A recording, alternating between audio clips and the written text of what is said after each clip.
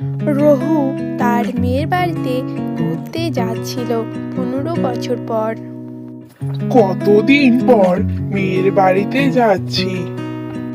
রঘু ভীষণ খুশি ছিল তার মেয়ের বাড়িতে 15টা বছর পর আসতে পেরে। আসার পথে তার বিয়ের সঙ্গে দেখা হলো। এই যে বিয়াই, কেমন আছেন? অনেকদিন পর আপনার সঙ্গে দেখা হলো। কাজের এত চাপ যে আমি আসতে চাইলেও আসতে পারতাম না। বিয়াই, আপনি মেয়ের বাড়িতে আসার জন্য একদিন কাজ বন্ধ করতে পারলেন না?